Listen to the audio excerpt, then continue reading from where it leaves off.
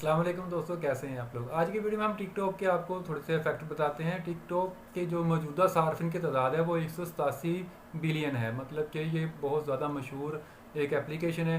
TikTok एक short video बनाने वाली एक एप्लीकेशन है। ये इसने आने आते ही दुनिया में बहुत तरक्की हासिल की, बहुत ज़्यादा शोहरत हासिल की। इसकी दो वजह जो तजिया नगारा बताते हैं कि जब टिकटॉक को लॉन्च किया गया तो उसके बाद 2016 में इसको लॉन्च किया गया और उसके बाद 2018 में और 19 के वहाँ पे लॉकडाउन लग गया। पूरी दुनिया में जब लॉकडाउन लग गया तो लोगों को इंटरटेन होने के लिए बस एक एप्लीकेशन चाहिए थी और वो शॉर्ट वीडियो की एप्लीकेशन बहुत ज़्यादा फेमस हुई। लेकिन इससे पहले भी ये काफ़ी फेमस थी। लॉकडाउन के पहले, कोरोना से पहले इसकी जो इसको मशहूर करने की जो वजह थी, जो फैक्ट्स थे, वो मैं आपके साथ आज शेयर करता हूँ। टिकटॉक ना 175 ममालिक में काम कर रहा है और इस ये तकरीबन 70 ज़बानों में मुख्तलिफ़ तरीक़ों से लोगों को अपनी सर्विस प्रोवाइड कर रहा है। टिकटॉक की जो कामयाबी की असल वजह है, जो लोग कहते हैं कि लॉकडाउन और कोरोना था, ये तो बाद में हुआ, लेकिन इससे पहले ये बहुत ज़्यादा फेमस हुई। उसकी जो रियल वजह है वो ये है कि टिकटॉक के जितने सार्फिन हैं उनकी उम्र 10 से 25 साल के दरमियान में है। मतलब कि बड़ी उम्र के लोग भी इसको देखते हैं, लेकिन मोस्टली 80% जो टिकटॉक के व्यूअर्स हैं, इसको यूज़ करने वाले हैं, उनकी उम्र 10 साल से और 25 साल के दरमियान में है। अब इस उम्र में टीन एज भी शामिल होती है, जो कि 10 साल से 18 साल की उम्र में होती है। तो मोस्टली लोग जो इसको यूज़ करते हैं वो यंग हैं, टीन एज हैं।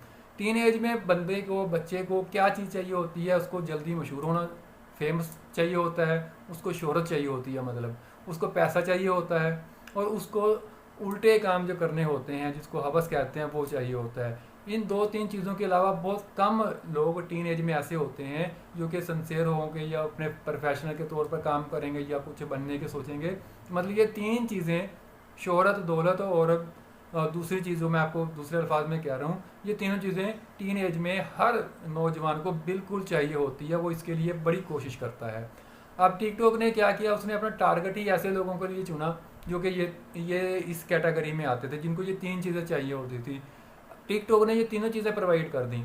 शॉर्ट वीडियो बनाई, वायरल होगी तो आपको फेमस मिल गया, आप मशहूर हो गए। आपने देखा पाकिस्तान में कैसे कैसे लोग मशहूर हुए हैं और कैसी वीडियोस पे हुए हैं।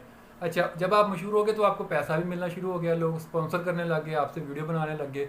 तो आपको दोनों चीज़ें आपकी पूरी होगी, आपको फेम भी मिल गया, आपको शोहरत भी मिल गई। तीसरी चीज़ जो हवस है, जिसके लिए हर जो नौजवान है पाकिस्तान में ख़ास तौर पर पागल हुआ है, वो जब आप मशहूर होते हैं, आपके पास दौलत होती है, तो तीसरी चीज़ होती है लड़की, फ्रेंडशिप, दोस्ती। वो आपको बिल्कुल आराम से मिल जाती है, वो फिर आपके पीछे पीछे होती हैं।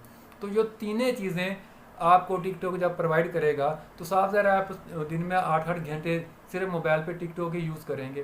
तो इसी वजह से टिकटॉक पे पाबंदी भी लगी, क्योंकि एक बड़े पुरसकून माहौल में आप एक कमरे में डांस करें और उसको पूरी दुनिया के सामने वायरल कर दें, आपके लाखों चाहने वाले होंगे। आपके घर के दूसरे फर्द को पता भी नहीं होगा कि आप इतने अच्छे डांसर हैं, क्योंकि ना उन्होंने टिकटॉक इस्तेमाल करनी है, ना उन तक वो आपकी वीडियो पहुंचनी है, ना ही उन्होंने वो आपको एक दूसरे के साथ जो इनवाइटेशन होती है या फॉलो करना होता है वो किया होता है। तो आपके घर में किसी फ़र्द को नहीं पता होगा कि आप इतना अच्छा डांस कर रहे हैं, लेकिन आपकी वीडियो वायरल हो रही है।